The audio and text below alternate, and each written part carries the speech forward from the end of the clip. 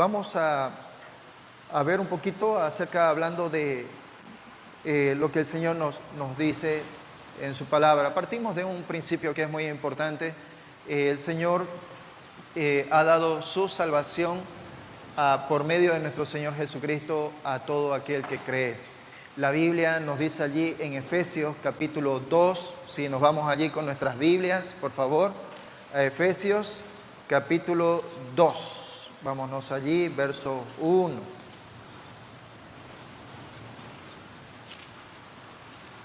Nos dice allí su palabra: y Él os dio vida a vosotros cuando estabais muertos en vuestros delitos y pecados, en los cuales anduviste en otro tiempo siguiendo la corriente de este mundo, conforme al príncipe de la potestad del aire, el espíritu que ahora opera en los hijos de desobediencia, entre los cuales también nosotros todos vivimos en otro tiempo en los deseos de nuestra carne, haciendo la voluntad de la carne y de los pensamientos, y éramos por naturaleza hijos de ira, lo mismo que los demás. Pero Dios, que es rico en misericordia, por su gran amor con que nos amó, aun estando nosotros muertos en pecados, nos dio vida juntamente con Cristo, por gracia sois salvos. Así que el Señor allí nos recuerda de que nosotros hemos venido a salvación no por nosotros mismos. No se trata de algo meritorio que hayamos hecho. La salvación de manera completa está en nuestro Padre Celestial. Dios nuestro Padre, por amor a la humanidad, dice la palabra, envió a nuestro Señor Jesucristo a morir en la cruz por nuestros pecados. Y nosotros, que antes, en otro tiempo, andábamos también con la corriente del mundo, haciendo por naturaleza aquellas cosas que a Dios le desagradaban, pero Dios, dice, en su gracia y en su soberanía, agarró y nos tomó y nos sacó de ese mundo, de esa cantidad, millones, miles de personas. El Señor tomó para que nosotros vengamos a ser salvos. Si el Señor haya actuado así, tal cual, de acuerdo a actuar de acuerdo a su justicia solamente, ninguno de nosotros vendríamos a ser salvos. Pero gracia combinada con misericordia, el Señor hizo con nosotros, y nosotros venimos a ser salvos por medio de la fe, utilizando el Señor la herramienta de su palabra, ¿no? Dice allí, la fe viene por el oír, y el oír la palabra de Dios. En algún momento, todos nosotros en algún momento hemos oído la palabra de Dios, y esta ha venido contra nosotros duro por medio del Espíritu Santo en justicia, en pecado, justicia y juicio. Y nos hemos dado cuenta de nuestra pecaminosidad. Y Dios ha obrado en nuestro corazón. Y así como Lidia dice, y Dios abrió el corazón de Lidia. Dios abrió el corazón de Nicolasa. Dios abrió el corazón de Maggie. Dios abrió el corazón de Ana María. Dios abrió el corazón de cada uno de nosotros y nos dio salvación por medio de su Hijo. Bien, ahora, como creyentes, el Señor nos dice por su palabra que nosotros como creyentes tenemos enemigos a los cuales, dice, nosotros debemos de estar atentos. ¿Cuáles son esos enemigos que el Señor, o cuáles son esos enemigos que el creyente tiene? La palabra allí nos muestra. Número 1 nos dice Satanás, ¿no? El acusador, el príncipe de este mundo, ¿no? Nos habla también de nosotros mismos, nuestra carne. Y también el Señor nos habla de un tercer enemigo, el cual es el cosmos, es decir, el mundo, pero no en cuanto a la creación, sino al sistema, cómo se maneja el mundo para llevar a que las personas estén distanciadas de Dios. Bien, la Biblia nos dice que Satanás es el príncipe de este mundo, y Satanás opera de tal manera que Satanás se deleita cuando el mundo se mantiene allí distante de la voluntad de nuestro Dios, de la verdadera justicia de nuestro Dios que es en Cristo. Así que hoy vamos a hablar acerca de estos tres enemigos que tiene el creyente y cuáles son las provisiones que Dios ha dado para que nosotros podamos tomarnos de esta provisión y mantenernos en victoria como hijos de Dios por esta provisión, estas provisiones que Él nos ha dado.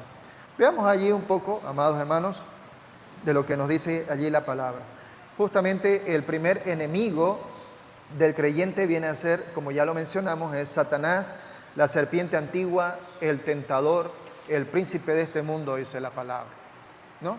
¿Qué nos dice? Acompáñenme por favor en sus Biblias, porque por lo menos la Biblia nos habla, hay diferentes textos bíblicos que mencionan acerca de las características de la persona de quien es Satanás. 56 veces se mencionan en la Biblia, Antiguo y Nuevo Testamento, Satanás, ¿no? Satanás significa adversario, ¿no? El que acusa, ¿bien? Así que la Biblia nos menciona de que Satanás es el enemigo número 1 de Dios en el universo.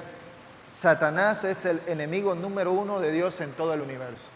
Miren ustedes cómo Isaías capítulo 14, verso 13 y 14 nos dice aquí. Acompáñenme con sus Biblias. Isaías capítulo 14, versos 13 y 14. Y por favor, anótenlo en el bosquejo que se les ha entregado, porque esto a ustedes les va a ayudar mucho en su reflexión personal con el Señor, en que ustedes nuevamente en sus hogares puedan otra vez tomar estos textos, estudiarlo un poquito más a profundidad y que el Señor esté hablando, obrando en sus vidas. ¿Bien? ¿Qué nos dice allí Isaías 14, versos 13 y 14? Dice: tú que decías, en tu corazón subiré al cielo, en lo alto, junto a las estrellas de Dios, levantaré mi trono y en el monte del testimonio me sentaré, a los lados del norte, sobre las alturas de las nubes subiré y seré semejante al Altísimo, ¿no? Seré semejante al Altísimo. Miren ustedes aquí cómo Satanás, que dice la palabra, si nos fuéramos un poquito más hacia atrás en el texto, menciona a Satanás como un querubín hermoso, menciona a Satanás, que antes no fue Satanás, evidentemente Dios lo creó como lucero de la mañana, un querubín, que dice la palabra que los tamboriles y los instrumentos de música estuvieron preparados en el día de su creación de él.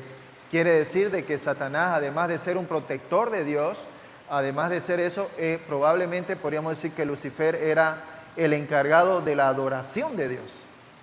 Entonces, y hermanos, creo que esto realmente es muy valedero, lo que la palabra de Dios nos muestra, porque hoy en día y desde mucho tiempo atrás, Satanás se ha encargado de operar a través de la música, ¿no? La música es así como la música en cuanto a la alabanza y la adoración es para Dios una ofrenda en olor fragante de los creyentes hacia Dios, la música, por el otro lado, Satanás ha tergiversado la música y ha constituido del ritmo, de la melodía y letras, y ha hecho de que el mundo se mueva al son de la música, ¿no? Al son de la música.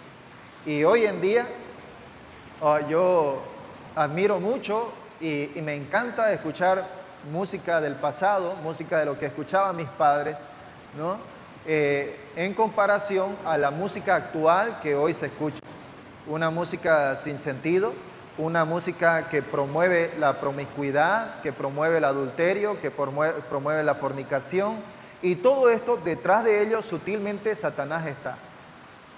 Música que antes tenía un mensaje subliminal y que ahora tiene un mensaje totalmente explícito. Si el cantante puede escribir, y es más, lo hace, hay cantantes hoy que escriben en su música y tal cual la letra clara, que ahí están adorando a Satanás, literalmente adorando, lo que antes en los tiempos pasados era con ese mensaje subliminal que no era al oído, no era perceptible, pero la mente lo captaba. Ahora ya no es necesario ocupar el mensaje subliminal, está explícito, está abierto, y a pesar de eso, nuestros jóvenes y nuestros niños, sin darse cuenta, lo están bailando, están yendo al son de la música sin entender el mensaje.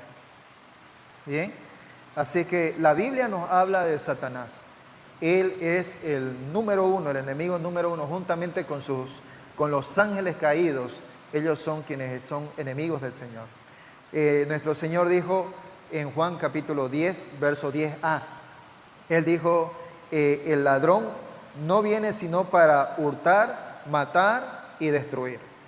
Satanás, desde el momento en que Dios le encontró a él ese corazón orgulloso, dice el Señor, hasta que se halló en ti maldad, en el momento en que eso hubo en Satanás, el deseo de Satanás siempre ha sido querer destruir lo que Dios ama. ¿Y qué es lo que Dios ama? Dios ama a su creación, pero Satanás se ha encargado de destruir.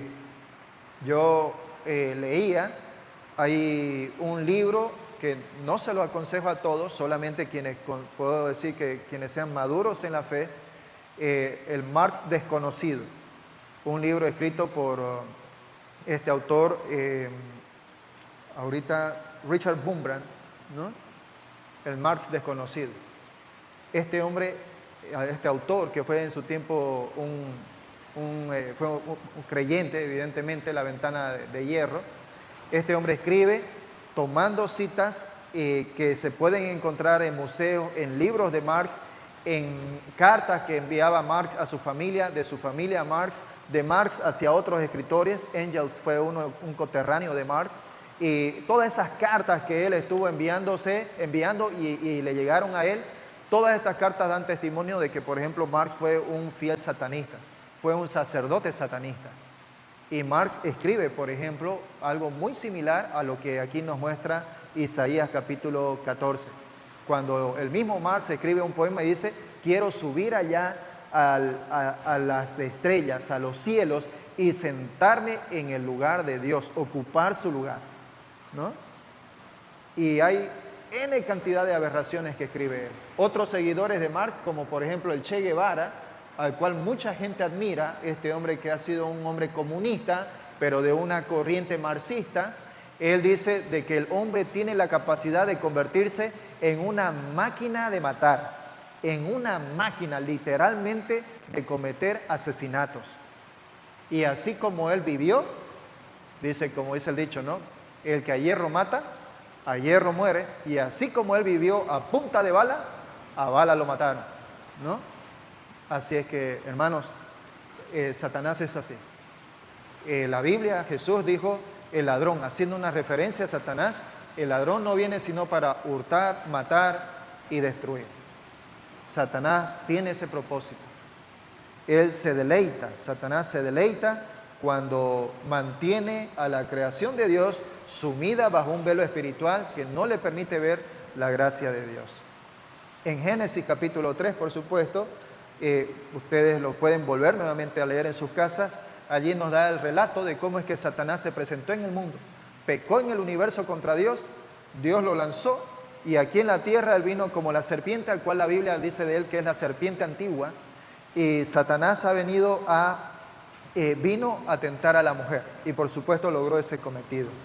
La Biblia nos dice, Juan 14:30, nos dice allí, no hablaré más, dijo nuestro Señor Jesús, no hablaré ya mucho más con ustedes, porque viene el príncipe de este mundo y él nada tiene en mí, ¿no?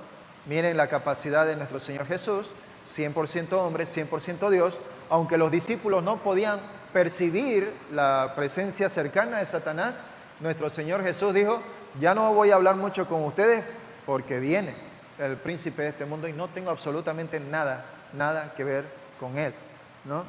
Así es que nos muestra allí la Biblia. Y por supuesto, Juan capítulo 8, versos 41 y 44, nuestro Señor Jesús también allí tiene una discusión con los líderes religiosos y con el pueblo. Y allí en esta discusión, nuestro Señor le dice allí, vosotros, Juan 8, 41 y 44, vosotros hacéis las obras de vuestro Padre. Entonces le dijeron, ¿no?, los líderes religiosos, el pueblo, nosotros no somos nacidos de fornicación, un Padre tenemos y este Padre es Dios. E inmediatamente nuestro Señor Jesús agarra y le da ahí el matatazo cuando les dice, ustedes son de vuestro padre el diablo y los deseos de vuestro padre queréis hacer. Él ha sido homicida desde el principio y no ha permanecido en la verdad porque no hay verdad en él. Cuando habla mentira, de suyo habla porque es mentiroso y es padre de mentira, ¿no? Así que para Dios, Dios es claro Y para el Señor solamente en su creación, en cuanto a la humanidad, solamente hay dos padres, dijo Él. O uno, que para el creyente Dios es su Padre, o el otro, que para el que no es creyente, vive su vida como Él quiere, su padre es Satanás. Vosotros sois de vuestro padre el diablo, el adversario, ¿no? Porque los deseos de vuestro padre queréis hacer. Él es homicida desde el principio, Él es mentiroso, ¿no? Así que el primer enemigo, amados hermanos, que el creyente tiene es Satanás. La Biblia nos dice acerca de él, capítulo 5 de Primera de Pedro, verso 8b. Primera de Pedro 5, 8b dice: porque vuestro adversario, el diablo, como león rugiente, anda alrededor buscando a quien devorar. Hermano, para Satanás no hay mayor disfrute. Para Satanás no hay mayor gozo que tener a un creyente tirado allí, sin gozo, sin paz, sin victoria en su vida, sin hablar del Evangelio, o aún todavía, aún más triste puede ser quizás tener a un creyente sumergido en frustración o sumergido en depresión. Hermano, eso es, podríamos decir, como el plato fuerte de Satanás. Le encanta a Satanás tener a creyentes débiles en la fe en esa condición. Y miren ustedes cómo el escritor, cómo Pedro escribe y dice, hermano, dice, Satanás anda allí como león rugiente.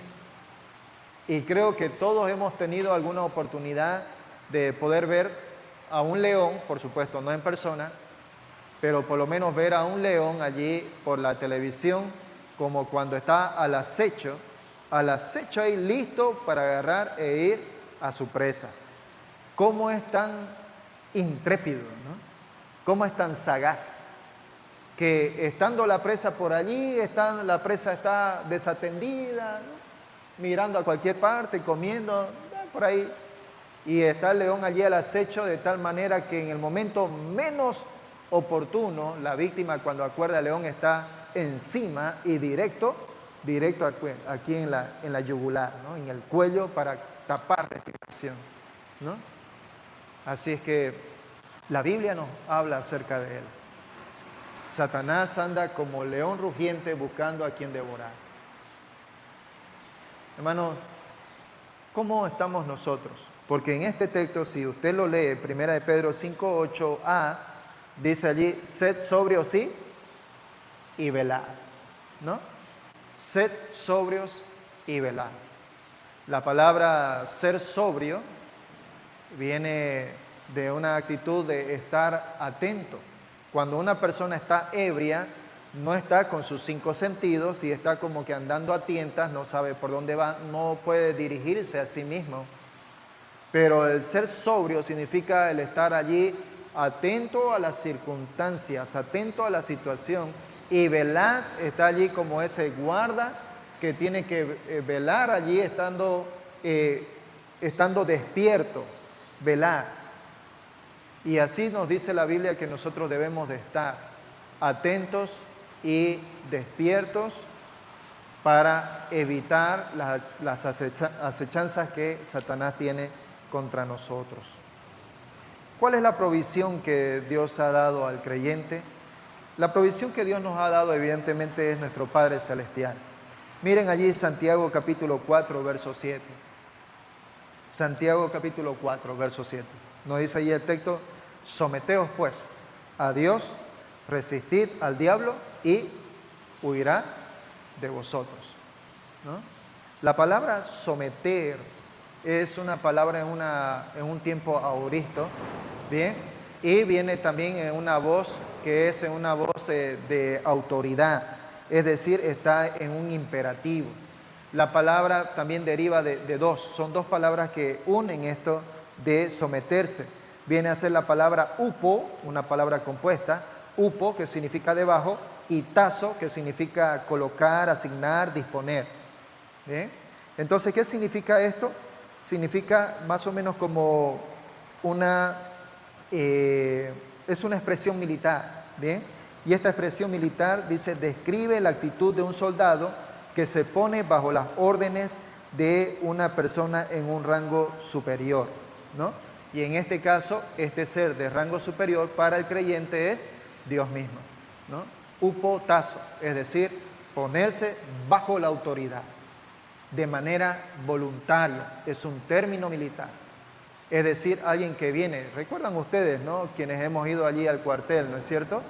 Nos viene el general, ¿no? Viene el comandante, el coronel, el capitán, ¿no? Y nos llama por nuestro nombre o nos llama por nuestro apellido, ¿no? Soldado, dice, ¿no? Soldado González, ¿no? Y tiene que agarrar firme, tiene que decir el soldado González, y tiene que venir, ¿no? ¿Cómo tiene que venir? Presentarse trotando, llegando 5 pasos, ¿no? 5 pasos, paz nomás ahí, ¿no? Se presenta el soldado tal, ¿no? Ordene. Y no es como sea, ¿no? A veces Cantinflas nos hace reír, ¿no? Cómo llega Cantinflas y va delante de su superior, ¿no? Nos mata de risa, ¿no? Cantinflas, haciendo una parodia, ¿no? De lo que viene a ser el verdadero servicio militar. Pero aquí la palabra someterse viene de este término militar. Upotazo, sométase, ponerse bajo autoridad. ¿Quién es nuestra autoridad? Dios es nuestra autoridad, ¿no? Sométanse a la voluntad de Dios. Resistan al diablo. Y este también es otro término también, ¿no? La palabra resistir significa, también es una expresión militar, anti y temis. Anti es en contra y temis es pararse firme, resistir. Eso significa la palabra resistir, ¿no? Como cuando una persona se atrinchera y la palabra nos indica que nosotros debemos de resistir a Satanás, ¿no? Eso es lo que debe de hacer el creyente. Así que esto demuestra la actitud de un soldado que se atrinchera para hacer frente al enemigo. Así que la metáfora en este caso que Santiago utiliza es que primeramente el creyente debe de someterse a la autoridad de Dios y luego este creyente debe de resistir al enemigo, resistir aquí a Satanás, ¿no? Hermano, ¿cómo usted está haciendo esto en su diario vivir? ¿Usted realmente lo está haciendo? Usted se está poniendo allí a disposición de Dios, por un lado, y por el otro lado usted está resistiendo a Satanás. ¿Cómo nos ponemos a disposición de Dios? ¿Cómo nos ponemos a su disposición? ¿Cómo hacemos ese upotazo, ese someterse bajo la autoridad? Cuando nos presentamos cada día, como David, Salmo 60 y ahorita no me acuerdo exactamente el Salmo, pero David dice, temprano yo te buscaré, de madrugada me presentaré delante de ti y esperaré. Hermano, usted está buscando al Señor cada día, presentándose delante de Él, presentándose delante de Dios, diciéndole, Señor, buen día, gracias por la vida, me presento aquí ahora, delante de usted, esperando en usted. Ponerse bajo autoridad. Yo le animo, hermano. Yo no sé qué es lo que usted en sus hábitos, usted está haciendo en su vida, pero quiero animarle. No permita que el día se vaya así como que de la nada, que del agua vino y al agua se fue. Hermano, no se permita eso. Busque al Señor cada día. El Señor quiere cumplir sus propósitos en nosotros y quiere cumplir sus propósitos a través de nosotros para que, hermanos, nosotros tengamos gozo, para que nosotros tengamos paz en nuestra vida diaria. El Señor quiere eso de nosotros. Recuerde de que un día vamos a estar delante de Él en el tribunal de nuestro Señor Jesucristo y cada uno vamos a ser premiados de acuerdo a lo que hemos hecho en obediencia aquí estando en la tierra. Y el Señor va a utilizar la regla más sencilla para nosotros. Su forma de juzgar en el tribunal de Cristo no va a ser una manera dura, sino una manera simple.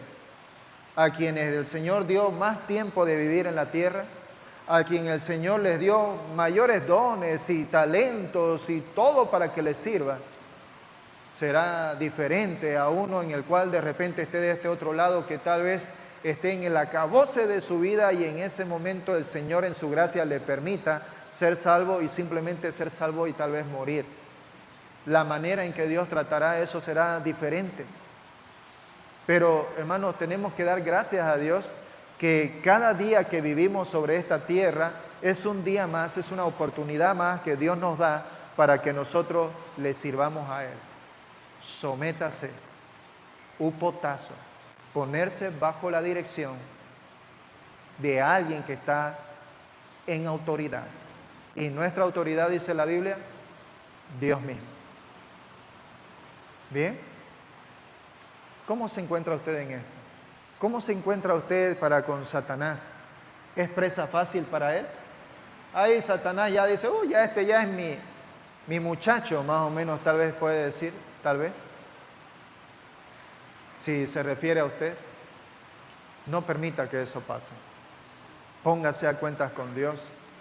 La Biblia dice, resistid al diablo, atrincherarse, ponerse en guardia para no permitir ser destruido, golpeado, azotado, ¿no?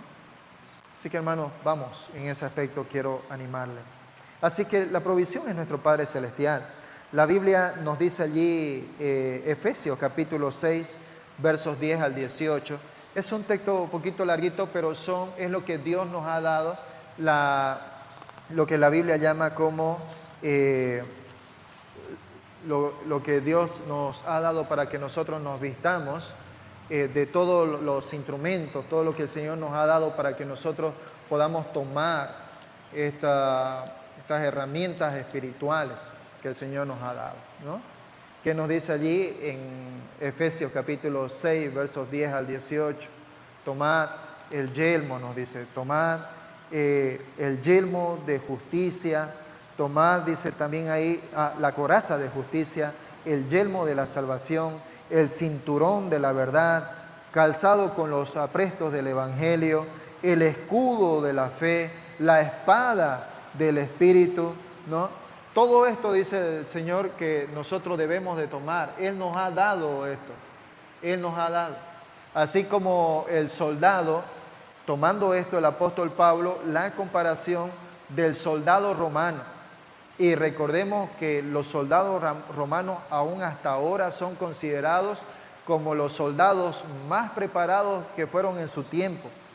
Estos fueron terribles los soldados romanos. Agarraban y antes de ir a la guerra se preparaban con toda la indumentaria para agarrar y estar listos delante del enemigo. Con su espada, con su casco, con la coraza, ¿no? Con su puesto allí los calzados, cuero puro, ¿no? Para los pies. Kilómetros y kilómetros andaban estos hombres, ¿no? Para ir contra el enemigo. Y eso el Señor a nosotros nos ha dado también desde el aspecto espiritual, ¿no? El enemigo quiere que nosotros dudemos de Dios. El enemigo quiere que nosotros dudemos de nuestra salvación. Y por eso cuando Él dice que nosotros nos pongamos el yelmo, está diciendo que protejamos nuestra mente. Que protejamos nuestra mente de todas aquellas cosas negativas que Satanás quiere poner en nuestra mente, en nuestro corazón, ¿no? Vos no sos hijos de Dios. ¿Qué vas a hacer vos, hijo de Dios? Sos un pecadorísimo, ¿no? Vos, no, pues ¿qué? ¿Para qué vas a ir a predicar si sos un pecador? Sentate nomás ahí, ¿no? Y muchas cosas que Satanás pone en la cabeza del creyente. Y nos dice allí que nos pongamos el yelmo de la salvación. Allí en la mente está Filipenses, ¿no? 4:8. Por lo demás, hermanos, dice, piensen en esto, en todo lo digno, en todo lo puro, en todo lo amable, en todo lo que es de buen nombre. Si hay alguna virtud, si hay algo digno de alabanza, en esto pensar, ¿no? ¿Dónde vamos a encontrar todo eso? No lo vamos a encontrar en una película de Hollywood.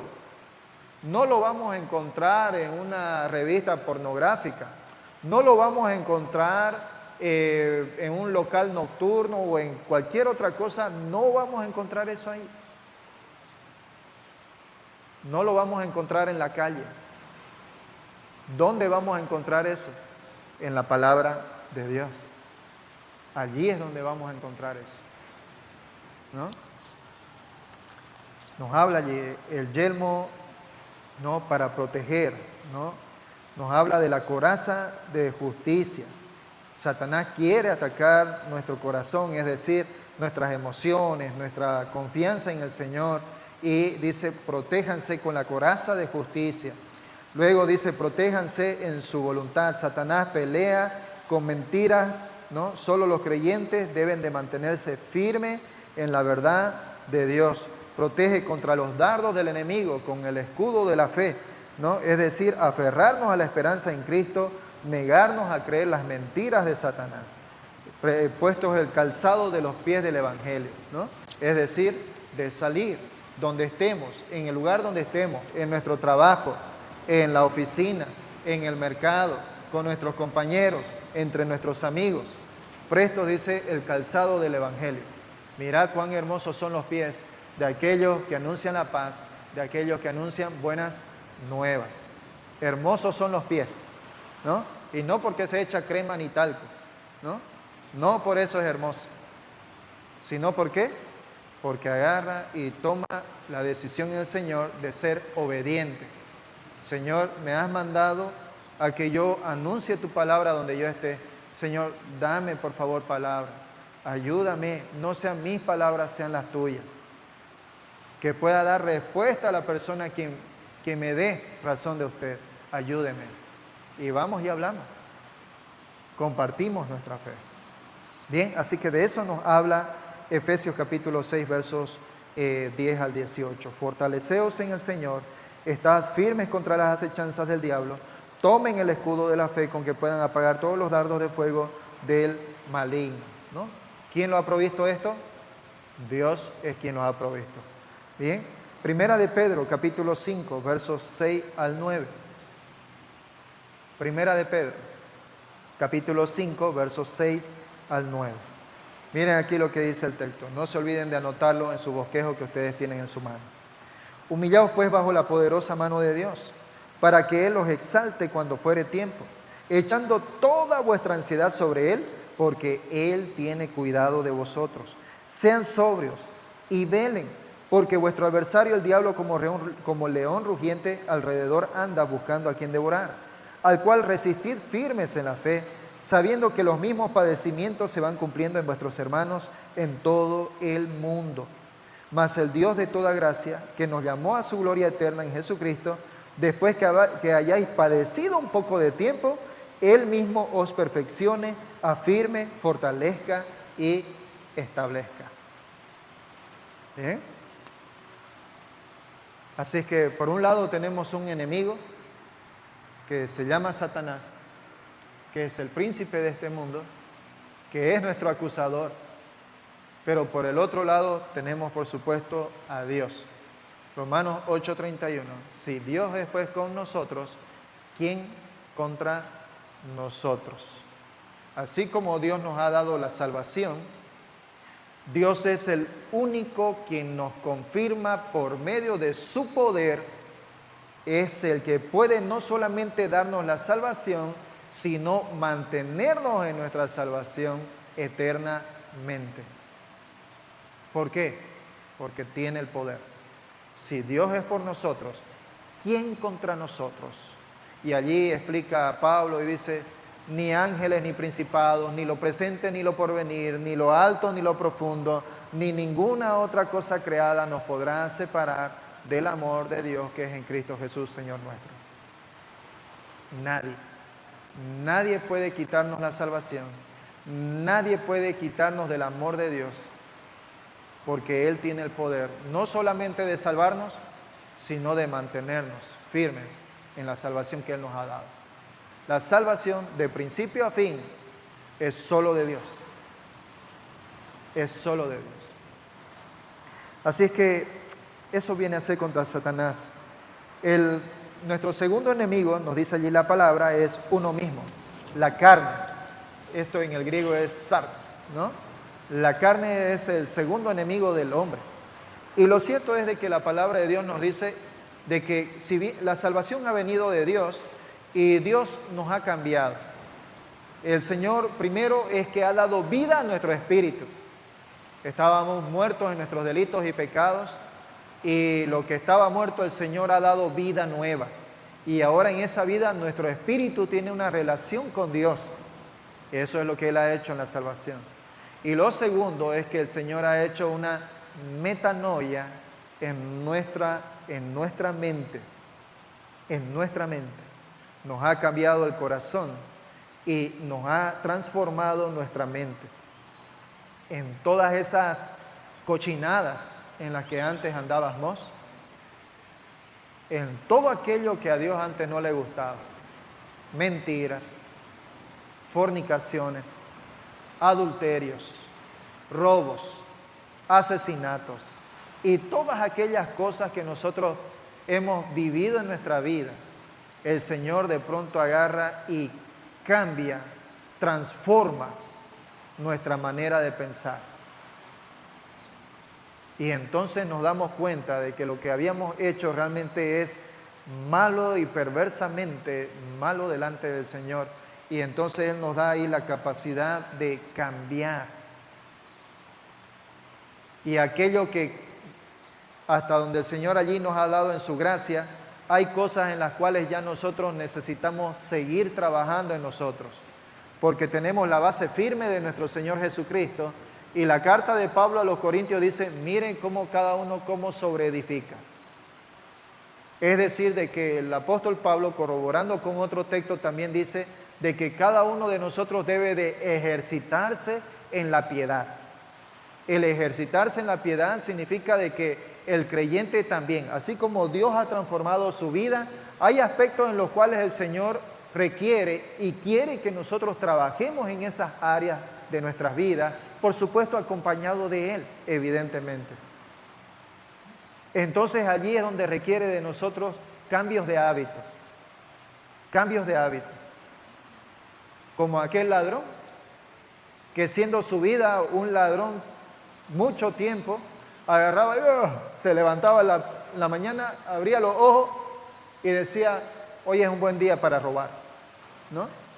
Y se levantaba y estaba listo para ir con la mochilita vacía y volver con la mochila llena. Llena de cosas, cosas robadas. Pero de pronto el Señor cambió su corazón y su mente. Y entendió que lo que estaba haciendo era completamente malo y perverso. Y Dios le dice, hijo, lo que estás haciendo va en contra de mis mandamientos. Y lo entendió muy bien. Entonces a partir de ahí empezó a tener cambios de hábitos en su vida. Después de eso, cada día que se levantó, miró y dijo, este es un buen día para ponerme a disposición de Dios. Entonces se arrodilló delante de Dios y le pidió al Señor, Señor, ahora quiero ya no robar, por favor, ayúdame a trabajar, a hacer bien lo que hago, para que me gane el pan de cada día con el sudor de mi frente y para que mientras estoy trabajando te sirva donde yo estoy. Solamente el Señor es el quien puede hacer eso. Solamente el Señor quien puede transformar eso.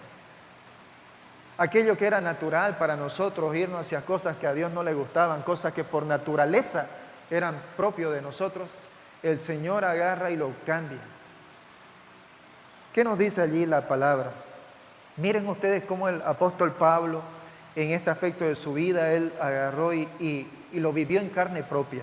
Romanos capítulo 7, versos 19 al 24.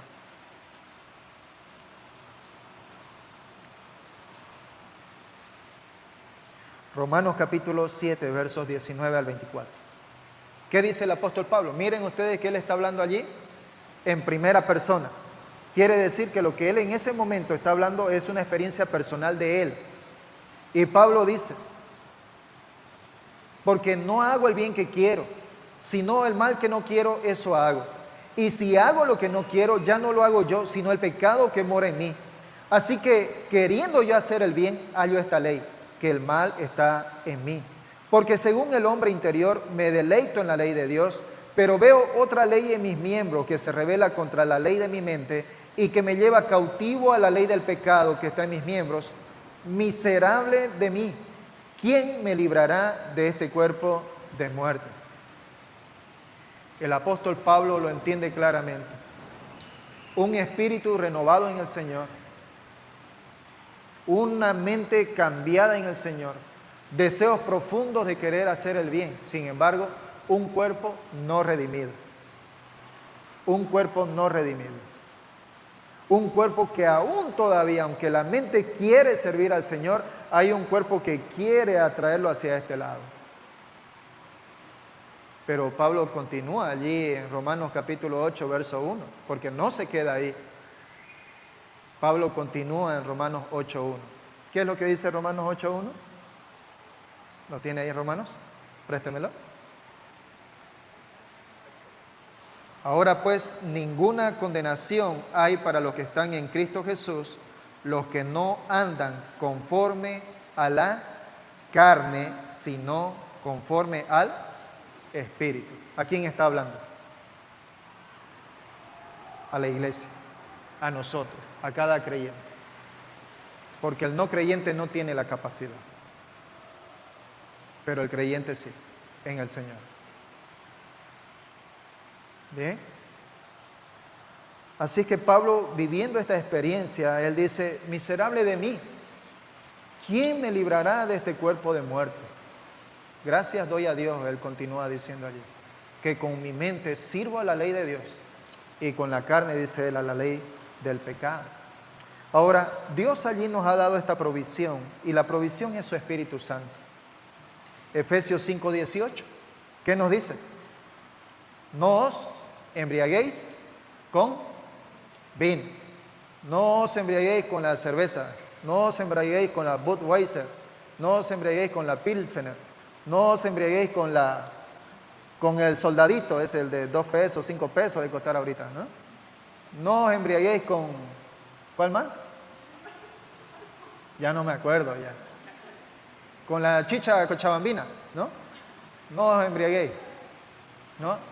¿Por qué dice? Porque en eso hay disolución, ¿no? Cada vez que eso hay, ¿lleva a qué? A problemas, en lo cual hay disolución. Sino más bien dice, sed llenos del Espíritu, ¿no? Está en una voz pasiva, porque no es el hombre, el creyente, que tiene la capacidad de él mismo llenarse, sino de que el creyente espera en Dios, en que sea lleno del Espíritu Santo, pero no es, si bien el Espíritu Santo mora en la vida del creyente, pero el Espíritu Santo necesita obrar o obra cuando el creyente está sin pecado en su vida. Para eso Dios nos dio la herramienta de la confesión y la oración. Primera de Juan 1:9. Si confesamos nuestros pecados, Él es fiel y justo para perdonar nuestros pecados y limpiarnos de toda maldad. Cuando confesamos de corazón nuestros pecados delante de Dios, entonces, y pedimos al Señor, Señor, por favor, lléname de tu Espíritu Santo. Quiero, Señor, tener estos frutos en mi mente, en mi corazón. Entonces el Espíritu Santo nos llena y es allí donde su palabra nos dice en los siguientes versículos. Verso Gálatas 5, 22 al 24. Mas el fruto del Espíritu es amor, gozo, paz, paciencia, benignidad, bondad, fe, mansedumbre, templanza. Y dice allí, contra tales cosas no hay ley. Pero los que han sido crucificados, los que han crucificado, dice, los que son de Cristo han crucificado la carne con sus pasiones y deseos. Los que son de Cristo han crucificado. Los que son de Cristo han crucificado la carne con sus pasiones y sus deseos. Aunque por momentos allí hasta el cuerpo tiembla porque tiene el deseo, pero uno con la mente está resistiendo eso diciendo, Señor, dame fuerza porque no quiero salirme de tu voluntad. Manténme firme, estoy aquí. Me encanta esa Han visto, espero que hayan visto la película de Josh McDowell, una película de testimonio. Si no lo han visto, los invito a que lo vean. La película de testimonio de Josh McDowell. Su papá, un hombre alcohólico a muerte, el bufón de la comunidad.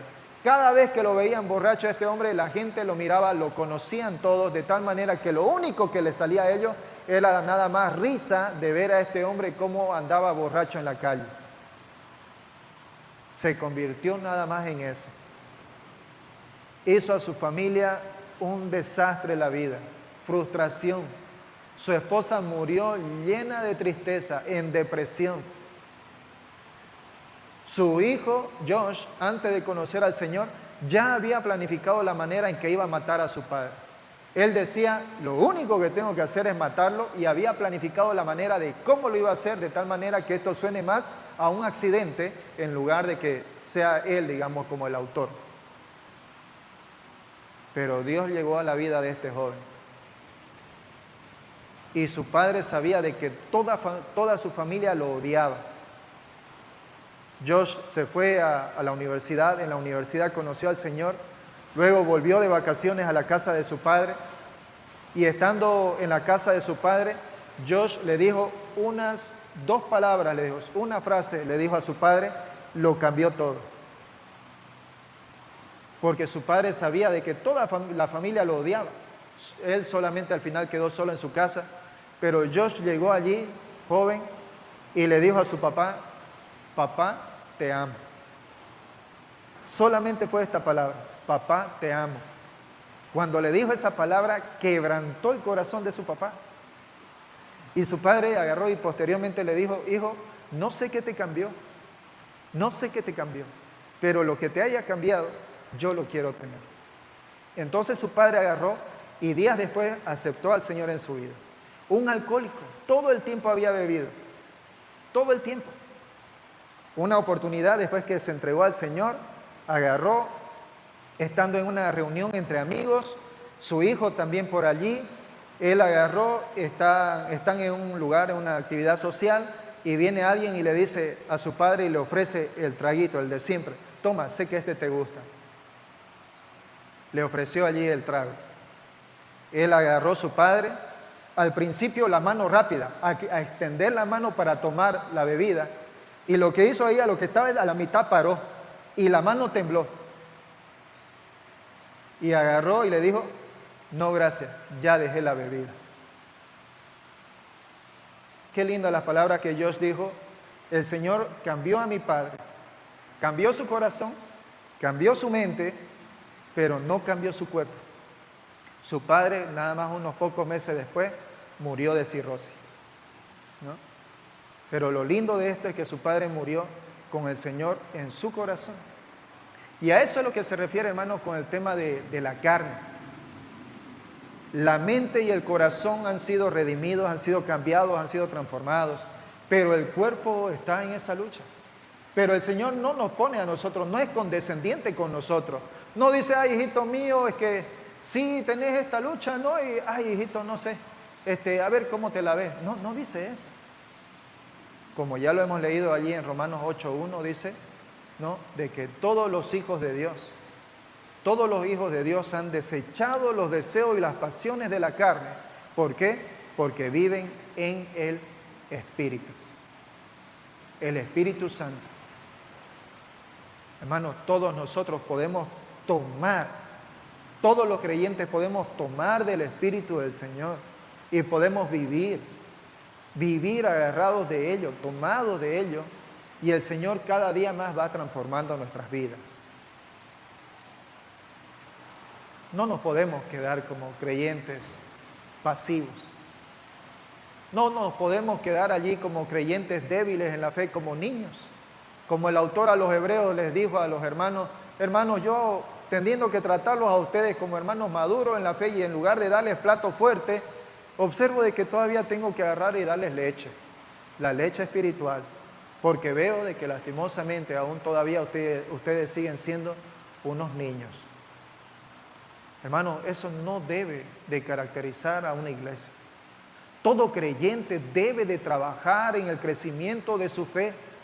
Todo creyente debe de trabajar en su vida espiritual con el Señor. Todo creyente empieza desde el hogar, empieza con nosotros mismos, en nuestra casa, en nuestro trabajo, en nuestro negocio, donde estemos, la palabra de Dios debe de estar con nosotros y debemos de ocupar tiempo para estudiarla. Y en el proceso que la estudiamos debemos también, Señor, dame la capacidad. Quiero servirte, ayúdame. Ayúdame a someter este cuerpo que no ha sido redimido, que te sirva. Porque mi mente y mi corazón te sirven. Quiero también que mi cuerpo te sirva. Porque también el apóstol dice que vuestros cuerpos, habiéndolo utilizado para todas aquellas cosas que a Dios no le gustaban, hoy día dice tu cuerpo es utilizado como instrumento de justicia. Como instrumento de justicia. El creyente en el Señor tiene esa capacidad de poder hacerlo. No por sí mismo, sino porque permite que el Señor lo haga en él. Eso es lo que nos muestra allí en la provisión del Espíritu Santo. Gálatas 2:20, no lo pudo decir mejor el apóstol Pablo. Todos nosotros conocemos de memoria este texto. ¿Alguien lo puede decir todo de memoria? ¿No? 2:3 dice, con Cristo estoy juntamente crucificado y ya no vivo yo, mas Cristo vive en mí. Y las cosas que ahora lo vivo en la fe del Hijo de Dios, el cual me amó y se entregó a sí mismo por mí. Gálatas 2:20. ¿Qué quiere decir ese texto? De que el creyente de manera voluntaria decide ya no controlar su vida, sino permitir que sea controlada por otro. Pero al final en realidad eso es lo que ocurre. En realidad el hombre nunca, aunque él considera que está manejando su vida, en realidad no es el hombre quien maneja su vida. Es Satanás quien la maneja con él, por medio de él. Los instrumentos de justicia es Satanás quien obra en su mente, en su carne, y va y hace las obras que a Satanás le gustan. El hombre en ningún momento llega a ser libre, porque o es esclavo de uno o es esclavo del otro, pero sigue siendo esclavo. El apóstol Pablo decidió de que él sí quería seguir siendo esclavo, pero ya no del que había sido antes esclavo, sino que dice ahora, con Cristo estoy juntamente crucificado. Hermano, ¿de quién sigue siendo esclavo su carne? ¿De quién sigue siendo esclavo su cuerpo? ¿De quién sigue siendo esclavo su mente? ¿Qué sigue usted mirando hoy? ¿Cuáles son los programas que usted permanentemente está mirando? ¿Qué mira usted en el YouTube? ¿Qué mira usted en el Face? ¿Qué mira usted en las otras aplicaciones en las cuales están habiendo hoy en día? En la red social, en la tecnología de hoy podemos encontrar cosas que ni nos imaginamos. Tanto es increíble. Yo me he asombrado recientemente al verlo. Hasta hoy ya prácticamente la IA, ¿no? ¿Qué es la IA? La inteligencia artificial. En la inteligencia artificial usted ahora increíblemente, usted ahí ya puede encontrar ya hasta incluso el tema de pornografía en inteligencia artificial. Hermano, pero la palabra nos indica de que estas cosas nosotros no debemos de permitirlas. Usted y yo como creyentes no hemos sido llamados a ver perversidades. Usted y yo no hemos sido llamados a eso. El apóstol Pablo dijo, yo estoy crucificado con Cristo y ya no soy yo quien vivo mi vida, sino es Jesús quien la maneja por mí, quien la dirige por mí. Y por último, por supuesto, está ahí el mundo, ¿no? Y como hemos dicho, el mundo, estamos hablando allí del cosmos, y esto por supuesto hace referencia a la manera en la cual el mundo es administrado. Cómo es administrado en cuanto a su sistema, su organización hacia el mal, la forma sutil en que Satanás opera en contra de lo que Dios ama. Eso es el cosmos. La manera en que el mundo está administrado.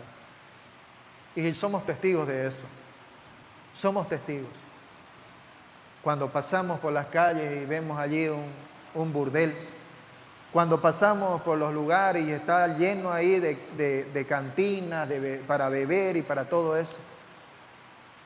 Muy pocas cosas encontramos para algo que realmente sea bueno. Es la forma en que el mundo está siendo administrado. Guerras, rumores de guerras. Todo eso es la manera en que Satanás está operando. Él es el príncipe de este mundo. Y la palabra de Dios nos indica eso. Santiago capítulo 4, verso 4. ¿Qué nos dice allí? Dice, oh almas adúlteras, dice Santiago. Oh almas adúlteras, ¿no saben que la amistad del mundo es enemistad contra Dios?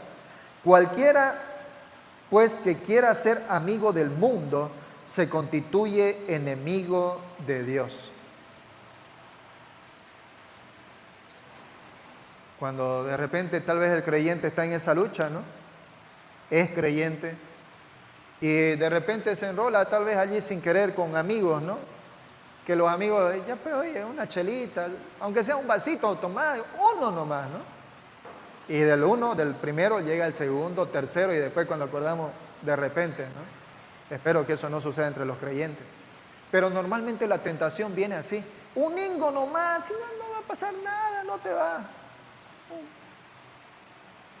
Y de pronto, es que no quiero quedarle bien, no quiero quedarle mal al amigo, ya un ratito nomás y de ahí me voy.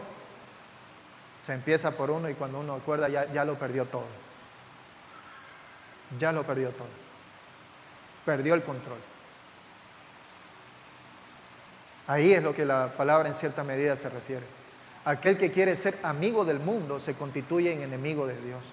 Aquello a lo que el mundo da valor, pero ese valor que el mundo da es solamente un valor terrenal, pero no tiene nada que ver con lo eterno. Lo que el mundo valora hoy, vamos, hacete plata, dinero, construite, que tu cuenta bancaria esté lleno de plata, comprate, si a vos pues te cuesta, ¿no? Y de pronto ahí se nos viene la avaricia y queremos tener que nuestra casa, que no está mal, si en el Señor lo hacemos, que queremos tener allí nuestra cuenta que esté jugosa en el banco. Pero cuando viene un hermano, estamos queriendo hacer una misión, queremos ir a tal lugar, hermano, ¿no quiere apoyar? Ay, hermano, no tengo plata. No tengo plata, hermano. Ya escando, ¿no? Amistad con el mundo, porque prefiere que eso esté allí, sin dar fruto para lo eterno, solamente lo terrenal, para su seguridad personal y familiar, ¿no? Hermano, la amistad con el mundo, dice, es enemistad contra Dios. Es enemistad. Yo creo que Dios da el punto de equilibrio a cada creyente en cuanto a lo que el creyente puede dar para la obra en el Señor. Qué lindo es dar a un creyente, como dice la palabra, Dios ama al dador alegre. Y cuando estamos listos como iglesia para dar para las misiones, cuando tal vez nosotros no podemos ir, pero podemos apoyar en oración, podemos apoyar dando y podemos apoyar también enviando como iglesia. Hermanos, la palabra del Señor nos dice que debemos nosotros de sembrar para lo eterno. Y aquel que es amigo del mundo no siembra para lo eterno, siembra para lo terrenal. ¿En cuál de esos dos lados, amados hermanos, nosotros nos encontramos? Primera de Juan, capítulo 2, versos 15 y 16, dice, porque todo lo que hay en el mundo, los deseos de la carne, los deseos de los ojos, la vanagloria de la vida, no proviene del Padre, sino del mundo. Y el mundo pasa y sus deseos, pero el que hace la voluntad de Dios permanece para siempre. Permanece para siempre. Hermanos, una de las cosas que leo allí en la palabra de Dios, ayer estaba recordando mientras leía Ezequiel, hermano, no importa cuánto hagamos aquí en la tierra, no importa cuánto hagamos aquí en la tierra, aquí la tierra, dice, va a pasar por la condenación de Dios por medio del fuego. Todo lo que nosotros podemos ver, aún incluso este mismo edificio que por ahora sirve para la iglesia, para que se congregue, hermano, dice la palabra, no quedará piedra sobre piedra. todo será pasado por el fuego. Todo va a arder. Así es que, hermano, dése cuenta para qué usted está sembrando. No siembre mucho para el mundo. El apóstol Pablo nos habla en Colosenses 3, nos dice, dejen de mirar perfil hacia abajo, dejen de mirar a las cosas terrenales y enfoquémonos y miremos hacia arriba, hacia Cristo, hacia el Señor. Bien, así es que Primera de Juan 2, 15, 16 es un desafío para todos nosotros. La provisión de Dios evidentemente es la palabra, ¿no? Romanos capítulo 12, verso 2, también esta todos la sabemos de memoria, ¿no? Romanos 12, 2.